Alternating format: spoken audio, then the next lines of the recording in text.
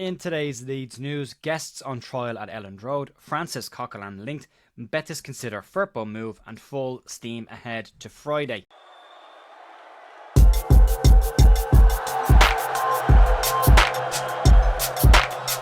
Morning folks, Share here, Thursday morning the 17th of October, and we're one day away from Leeds' return to action and a massive game at home at Elland Road under the lights against promotion rivals Sheffield United.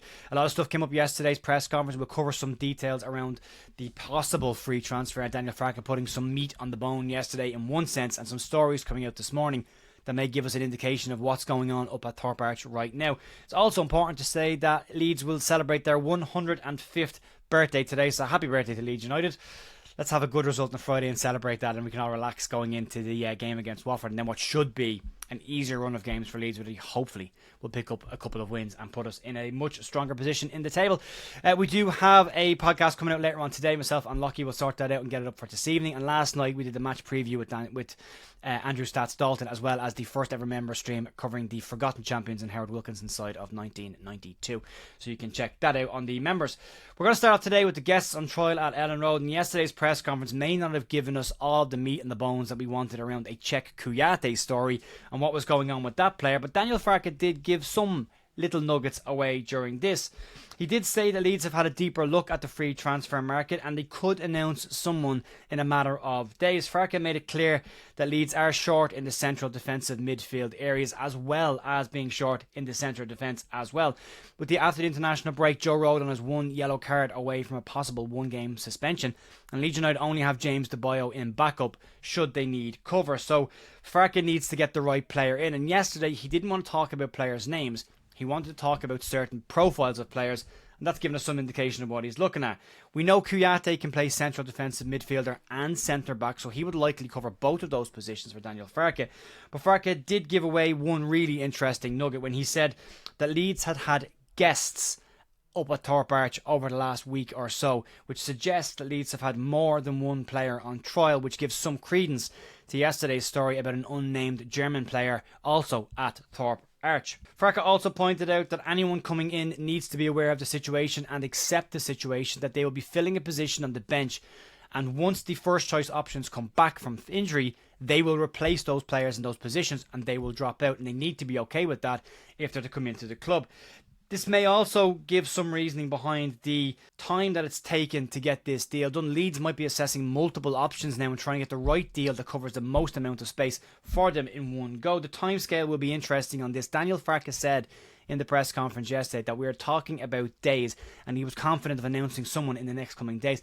But if it gets to weeks or even November, Leeds won't be doing a deal if that becomes the case. So if Leeds can't get a deal done in the next couple of days, this is likely to be left until January for Leeds to assess. We may even see some people in the crowd on Friday night with the Sky cameras at Elland Road. It's likely to be scanning around, knowing that Leeds have had players up on trial, so we're likely to see some faces in the crowd if nothing's announced by then. But there might be one name that's already come out, and that came out this morning, and according to the Sun, so pinch of salt with this because it's the Sun, they claim that Leeds have been looking at former Arsenal, Valencia and Villarreal central defensive midfielder Francis Coquelin, and he has been up at Thorp Arch recently. The 33-year-old has been a free agent since leaving Villarreal at the end of last season. The report claims that the ex-Arsenal and Villarreal man is being considered by Daniel Farke as an option to fill the vacant midfield positions that Leeds have right now.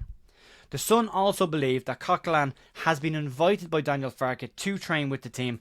The manager, as I said, admitted yesterday that he is confident of announcing a signing in the coming days. Whether that's Francis Coquelin or Cheku Kouyaté remains to be seen, but Coquelin would definitely give Leeds some cover in those central defensive midfield positions, but wouldn't really cover the centre-back position. So that's the issue that has to be weighed up by Leeds. He's got a huge amount of experience. He's 33 years of age. He's won an awful lot of trophies. He's been in European finals. He has had some injury problems toward the back end of his career at Villarreal, but he will be very much filling a bench option for Leeds and having that experience in the dressing room to help Leeds, who are a young side heading for promotion. Hopefully having those players that have won big trophies and been in big moments and big stressful moments could be a massive benefit for Leeds United, especially coming into the back end of the season if he comes in. One player that could be on his way out, and this was always likely to pop up at this point of the year, it's come up a little earlier than I expected it, and that's rumours around a potential exit from Leeds United of Junior Firpo.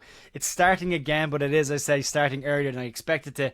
But Junior Firpo is in the final year of his contract at Leeds United, and as we approach December, conversations around pre-contract agreements and a free transfer are likely to start popping up, especially considering the club that are very likely to be interested in. According to reports this morning, Real Betis are very interested in bringing Junior Firpo back to his hometown club, and they're considering doing it in January. Now, that could be a transfer in January, or could even be a pre-contract agreement. Once December kicks in, Junior Firpo will be free to negotiate and move away from Leeds United for free at the end of the season for any club outside of the English leagues. And it could be the first time that this story's popped up where Leeds fans may actually be against the player moving away from the club. Junior Firpo is enjoying the best spell that he has had at the club and has become an absolute first name on the team sheet over the past 18 months and has been in incredible form already this season for Leeds and the Dominican Republic. So a player very much in form. But now, according to Mundo Deportivo, they claim that Real Betis are keen to bring the player back to the club and keen to do it as early as January. The report claims that Firpo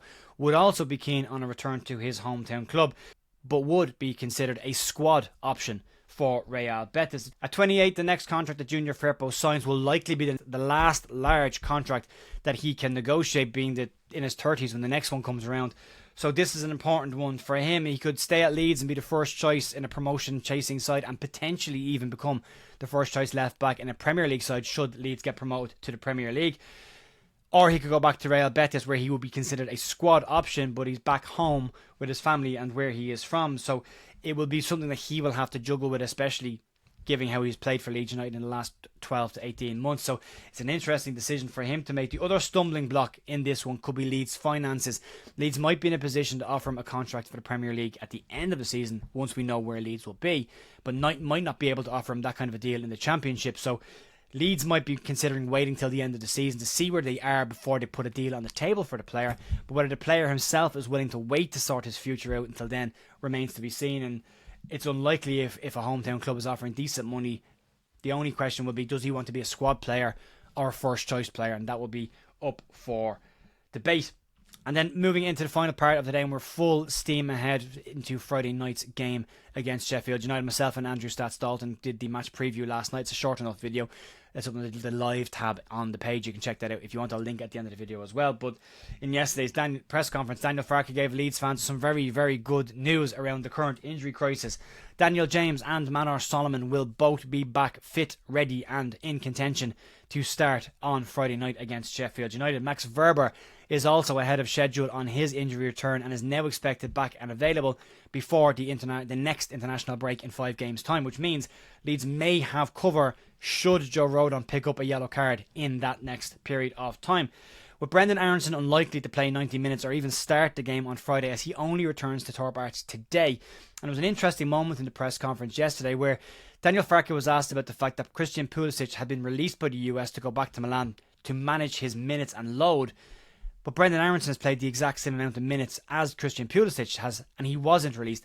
Farke didn't get into it too much, but there was a facial expression which suggests that Daniel Farke isn't too pleased with the USMNT's decision to let one player go back to his club and not Brendan Aronson, considering how important Aronson has been for Leeds so far this season. But given the fact that he only arrives back today, and Daniel Farke has touched on this, it's either unlikely he starts or unlikely he plays full 90, which means Leeds are likely to be forced into some changes for this game. Now, with Solomon and James back in contention, that means Leeds could move a few players around. Willie Gnonto could very easily move into the number 10 position, which I personally am a fan of seeing, and I would like to see that more. And Manor Solomon or Dan James could start on the right, or we could see even Manor Solomon go straight into the number 10 position, where he has played in his career before. Either way, Leeds have got options, and that bench is starting to look thicker and more healthy.